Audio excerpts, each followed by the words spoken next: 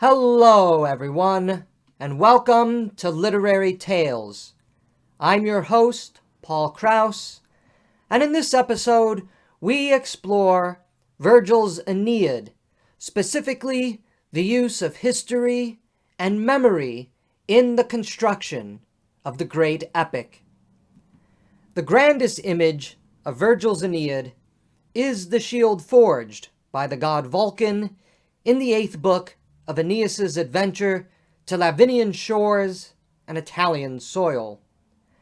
Virgil pays homage to Homer, his master and mentor, the great epicist of ancient Greece, who also describes a grand image on a shield forged by the gods for Achilles in the Iliad.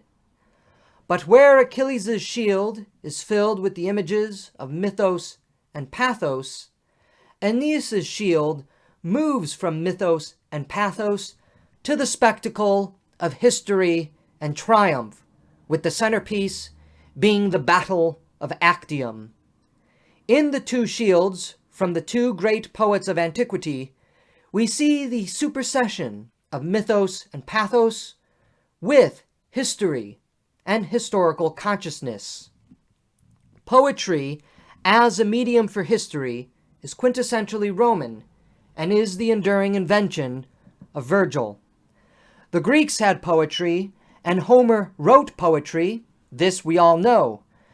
But Homer's epics are not filled with the memory of history as Virgil's Aeneid is, and Greek poetry and drama doesn't rely on the recourse to history to move their story forward, as Virgil's Aeneid does. The Aeneid, then, in many ways, is self-conscious of history and draws on history to propel the story and the imagery in the story forward. Even the supposed mythological stories that lay at the heart of the epic are filled with the imagery of Roman memory and prefigure the memory of sacred Roman history. When Aeneas makes landfall in the safe harbors of Carthage and is introduced to the erotically charged and voluptuous queen of the land, Dido, he soothes her with his voice in retelling the tragic story of the destruction of the city of Troy. When Aeneas weeps for Priam, he describes the king of Troy as the monarch who once had ruled in all his glory the many lands of Asia, Asia's many tribes, a powerful trunk lying on the shore, the head wrenched from the shoulders, a corpse without a name.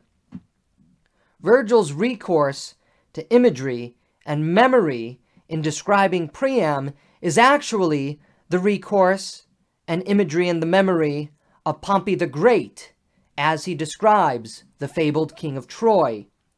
As the great classicist of the previous generation, Bernard Knox, writes, any Roman who read these lines in the years after Virgil's poem, or heard them recited, would at once remember a real and recent ruler over the many lands of Asia, whose headless corpse lay on the shore.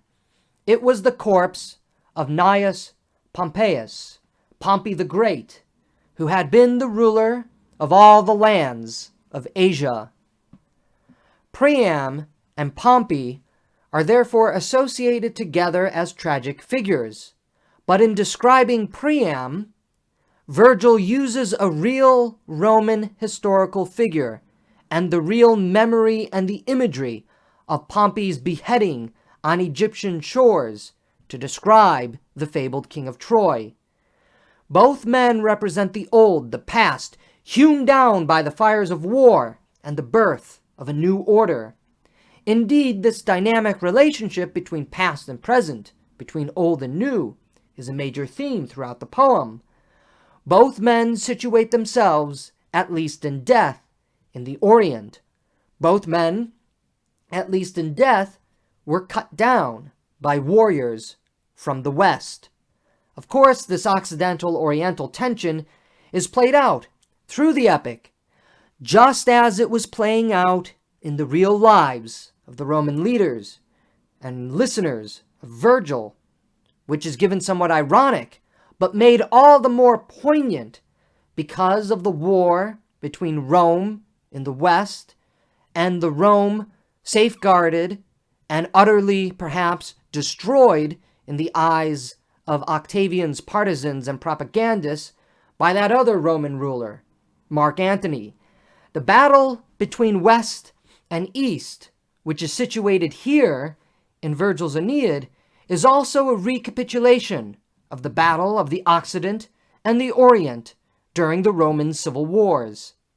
Furthermore, the relationship between Aeneas and Dido is heartbreaking, to say the least. Dido's previous husband had been killed, which forced her and her attendants to flee across the Mediterranean. Being a migratory people, she opens herself to fellow migrants, Aeneas and the Trojans. Aeneas is enraptured by Dido, and Dido by Aeneas. Had Aeneas not been the chosen vessel by the gods to found a city and bring the gods to Latium, source of the Latin race, the Alban lords and the high walls of mighty Rome, he would have stayed in Carthage to consummate their love together. But the gods, as we know, had other intentions, and history, as we know, as Virgil knew, cannot be stopped. Dido's death is filled with the memory of the Punic Wars.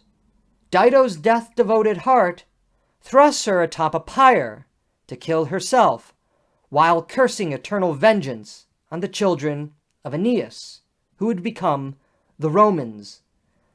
Dido's curse, of course, provides a mythopoetic justification, as we all know, for the 3 Punic Wars that Carthage and Rome fought for the supremacy over the Mediterranean, and, as such, for the future of Western civilization. However, the description and the imagery surrounding Dido's death is filled with that actual memory of the Punic Wars. Dido's death in an immolating fire, a flame, would have been something Virgil's Roman audience knew very well. The death of Dido in an all-consuming fire evokes the memory of the burning of Carthage, and Cato the Elder's famous proclamations that Carthage must be destroyed. During the Third Punic War, the Romans had laid siege to that once great city and jewel of the Mediterranean. After a 3-year-long brutal siege, the Romans stormed the city and put an end to the Carthaginian threat once and for all. Scipio Africanus the Younger, the commanding general of the Roman army, torched the city of Carthage to prevent it from ever being a thorn in the side of the Romans again. The city burned and burned and burned, leaving not a single stone atop another. Salt and ash, the city and the landscape became.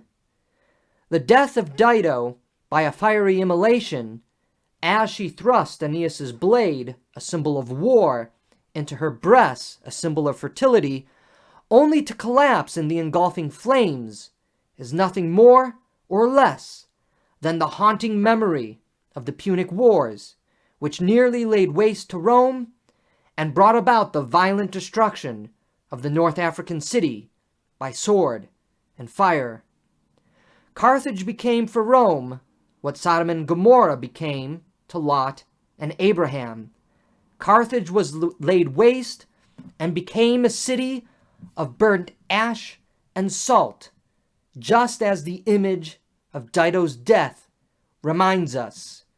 Even though this part of the story in Virgil's great epic is, of course, telling us a mythological moment, the actual description, the imagery, and the images that move the story and the romance of Dido and Aeneas draws upon actual Roman history, the sad, tragic, and violent demise of Carthage, Dido, through the Punic Wars, in which the destruction of Carthage, just like we see the death of Dido, is through fiery immolation.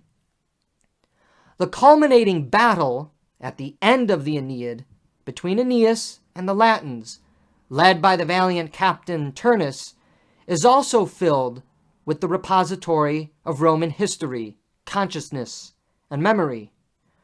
Rome, we must recall, started out as a single city among many cities in the Italian peninsula.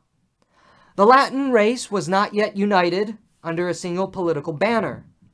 The Latins were diverse, and the peninsula reminiscent of Hellenic Greece, in being a collection of city-states and colonies. As Rome expanded outside of her 7 hills, she came into a series of deadly conflicts with the neighboring peoples. And the war between the Trojans and the Latin shepherds and hunters, who formed the substantial portion and bulk of Turnus's army, reminds the Roman reader and listener of the 3 centuries of the Latin wars fought to bring unification to the Italian peninsula under those high and mighty walls of Rome.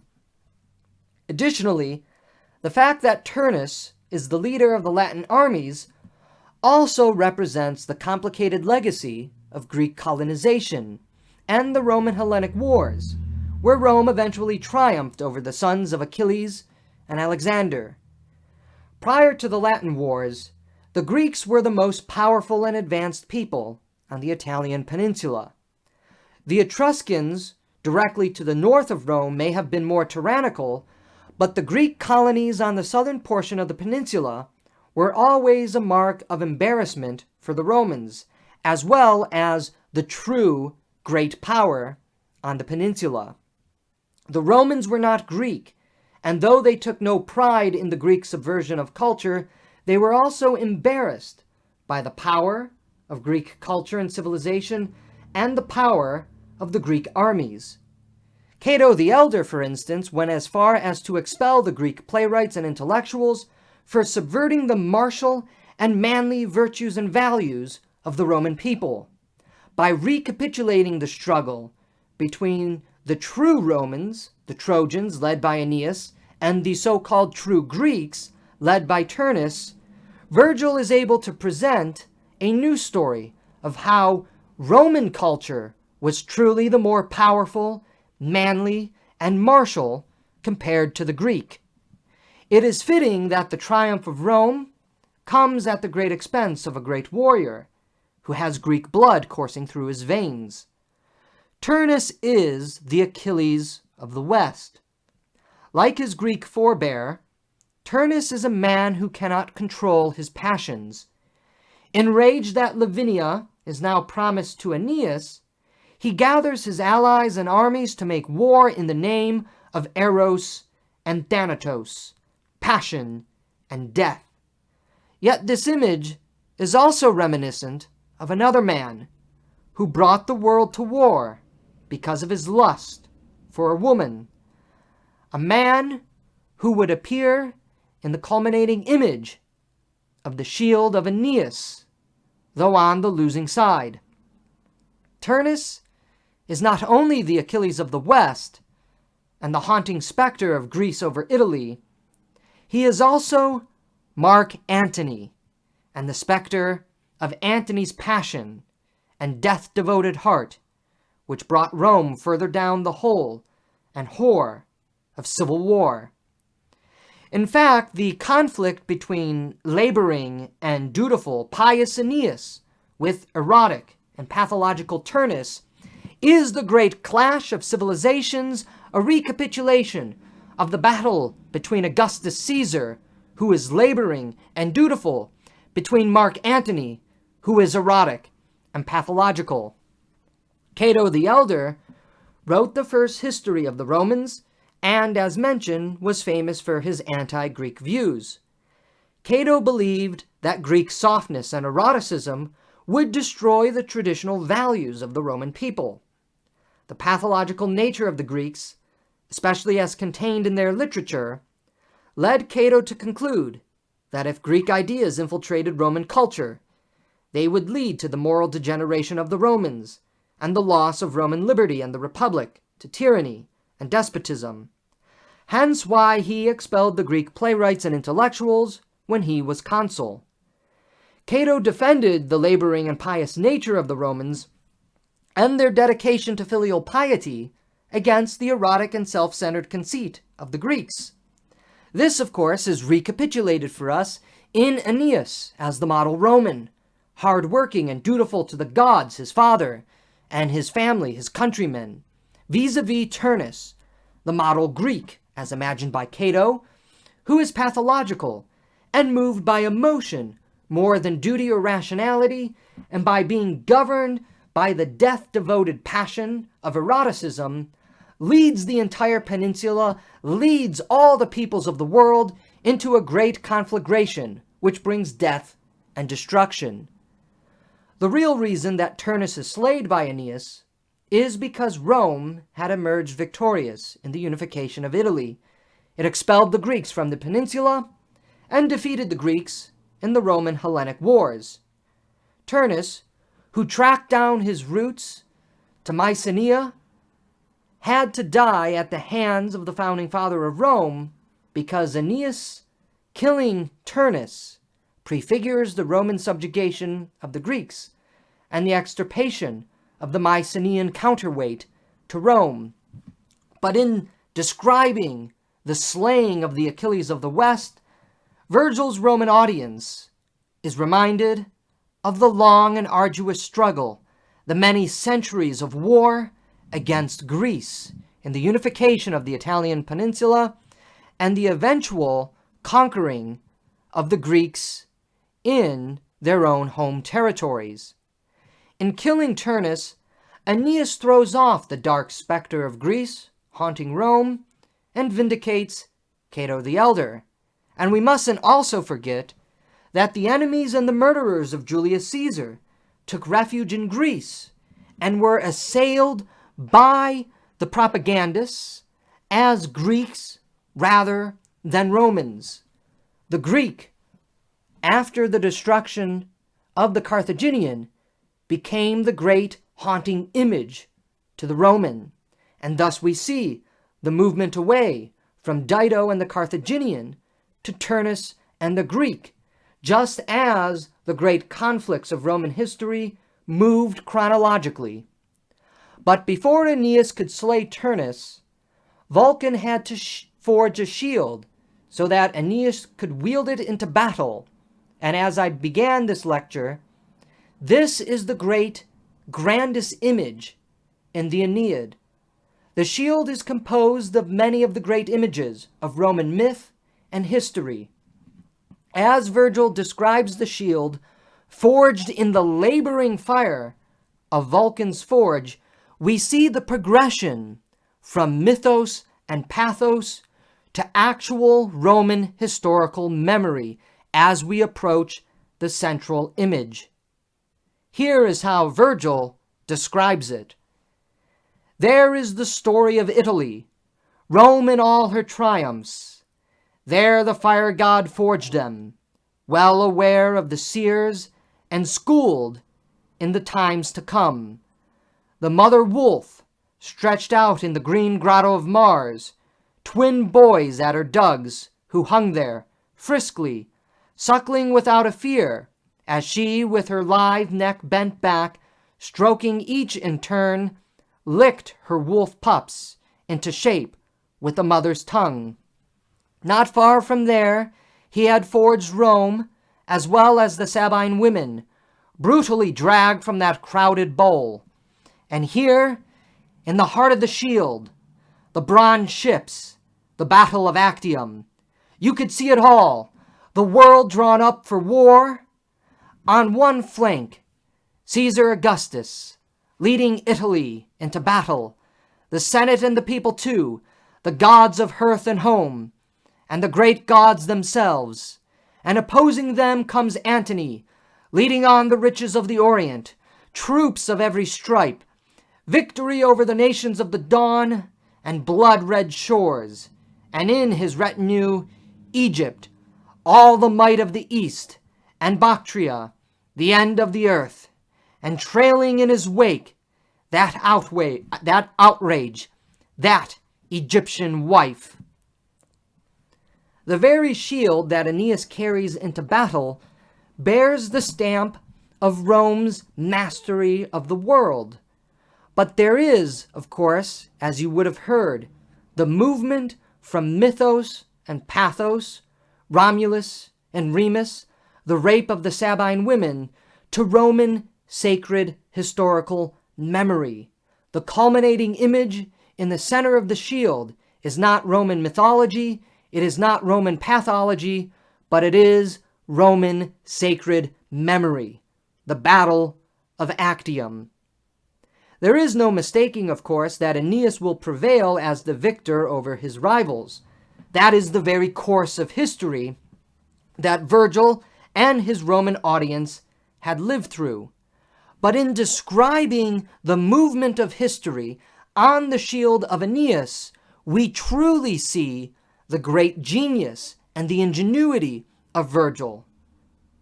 In describing the encounter of Aeneas and Dido, in describing the battles between Aeneas and the Trojan and the Latins and Turnus, we have been encountering Virgil's use of historical memory, the sacred memory of the history of Rome, to progress the story forward. So even though we as readers in the 21st century see the Aeneid as a work of poetic mythology, the very imagery and the descriptions of the poem are not mythological in nature. Virgil is directly drawing from actual Roman history, and in doing so, the ears, the hearts, and the minds of his Roman audience would know immediately what the images and the imagery that Virgil is giving us was actually describing, the real history of Rome over the past 300 years. That Aeneas marches off to war with the shield telling the history of Rome ensures that the shield also reminds Roman readers of the hardship of civilization and the labor involved in producing Romanitas, but that in all of that hardship and struggle was, of course, the destiny of history. The story of Rome, which Virgil's readers and listeners would have known well, may have begun in their mythological imagination with Aeneas and the story that Virgil is now telling, but the real movement of Rome's triumph is the spirit of history. Furthermore, we also see the unity between the ideas, the ideology of laborum and pietas, with the emerging ideology of Roman historicism, the idea that labor and duty to labor, the gods to family and to Rome, was the very course of history destined to play out across the civilized world. The shield is not just a product of labor and piety, it is the product of history. The shield, then, in bearing the labor of Vulcan, is also telling us the reality of the historical destiny of Rome and its eventual triumph over the world, foreshadowing and prefiguring the subsequent 1,000 years of history up to the time of Virgil and Augustus Caesar. Aeneas's battle against Turnus, the Latins, and the barbarians who aid him is nothing less than a mythopoetic recapitulation of the very real historical memory of Rome's historical battles against the Latins to unify Italy, against the Greeks to bring Romanitas to the world, and the final destruction of the Orient and its troops of many stripes at the Battle of Actium, which brought about the restoration of civilization and the will of the gods. The war with Turnus and his allies also calls to mind to the Roman audience the very culminating struggle for the battle of civilization. The struggle for civilization, which manifested itself most acutely at the Battle of Actium, with the forces of labor, duty, and order arrayed against the forces of pathological eros and disorder, is also given a historicized spin. Pathology and eros and disorder is moving to the trash bin of history. History is revealing the triumph of laborum and pietas, of hard work and pious dedication to the gods, to your family, and to your country. That is what the great story of Virgil's Aeneid is telling. As Virgil describes the brilliant gathering of the armies, the Roman audience is reminded of the great gathering and the shining of the armies and the ships at the Battle of Actium. And the Roman audience would have instantly known what this moment of the story was actually telling. The final triumph of Aeneas is the triumph of Augustus. The victory of Aeneas over Turnus is the triumph of Octavian Caesar, Augustus Caesar, and the Battle of Actium. The complete throwing off of the Orient and the Greek specter over the Roman world. While Homer was providing a new poetic metaphysics in his epics, Virgil's project was just as ambitious, if not grander, in reaching into the wellspring of memory and Roman self-consciousness, that sacred history, as he filled his epic with allusions and direct references to the very images and stories which move the Roman heart and soul, which the Roman heart and soul had to labor and struggle through. That, of course, is why, when we read Virgil's Aeneid, we should have a knowledge of Roman history and memory, because that is exactly what Virgil was tapping into. Instead of drawing on mythological consciousness and imagery, as Homer and the Greeks did, Virgil tapped from the very living memory and history, the wellspring of that oasis of sacred history that moved his story forward, and of course, which manifested itself at the bloody historical climax of the Battle of Actium. Just as part of the Roman understanding of themselves was bringing order to a disorderly world, so too was an essential component of Roman self-understanding the central role and place of history in the course of civilization. This is why, before Aeneas could slay Turnus and achieve the great victory in the epic of the Aeneid, the shield, forged by Vulcan, moves from mythology and pathology, Romulus and Remus and the she-wolf, representing mythology, the rape of the Sabine women, representing pathology, to the Battle of Actium, which represents, of course, actual historical memory. And thus, we see a foreshadowing of the long and arduous struggle for civilization brought forth by history. That sight, Virgil writes, was bruited about as a sign of wonder, terror. For Lavinia, prophets sang of a brilliant fame to come. For the people they foretold a long and grueling war. And what was that long and grueling war? But the long and grueling wars against the Latins, the Greeks, the Roman civil wars, the war against Mark Antony and Cleopatra. War is how the order of history was brought about in the Roman psyche, and war certainly dominated the recent memory of the Roman people, as Virgil wrote the Aeneid.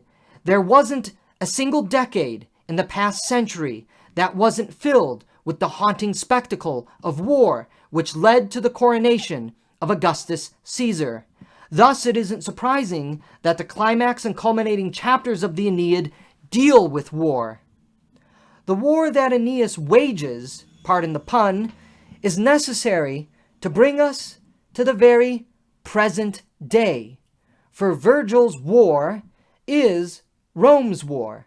The war to understand history, to understand civilization, to understand why the events of the world of history unfolded the way they did. All history, Virgil informs us, had been moving to the glorious victory of Augustus at Actium, and the extension of those high walls of mighty Rome over Europe and Asia. As Virgil himself says, "How fate compelled the worlds of Europe and Asia to clash in war.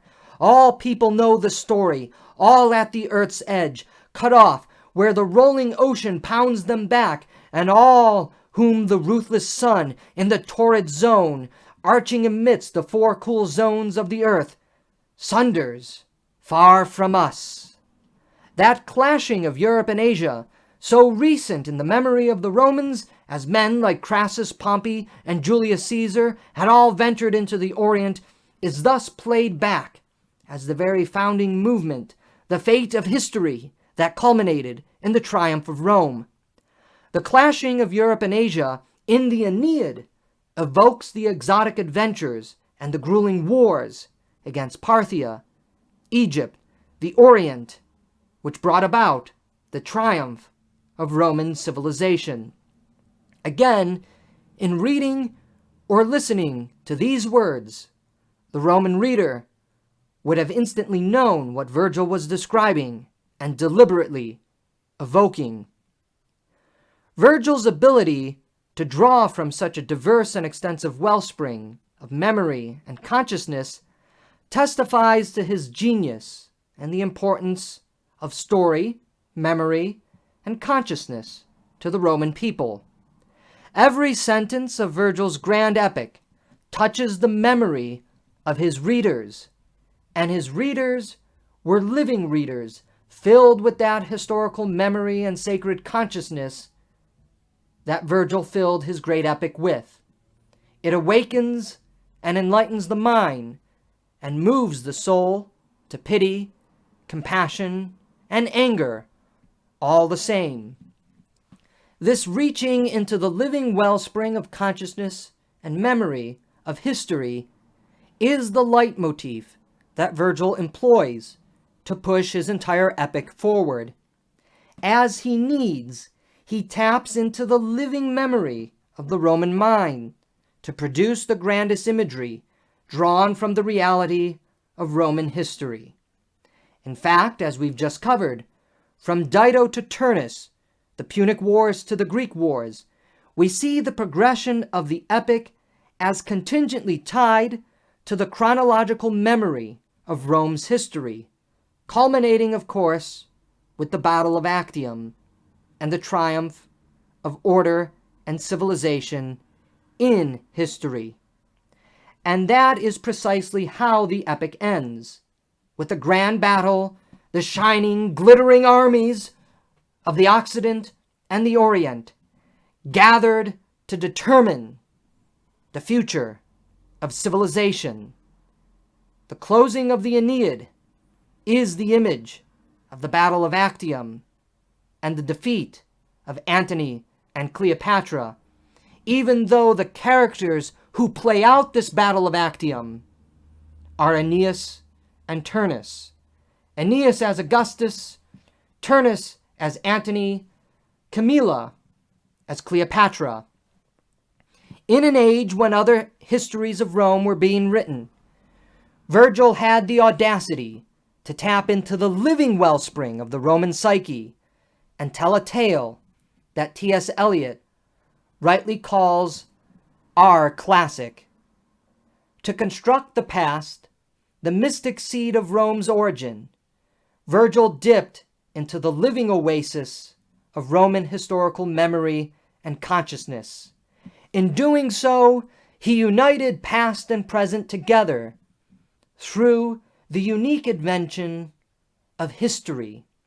Indeed, he offered a comforting future from this union of past and present in challenging and changing times.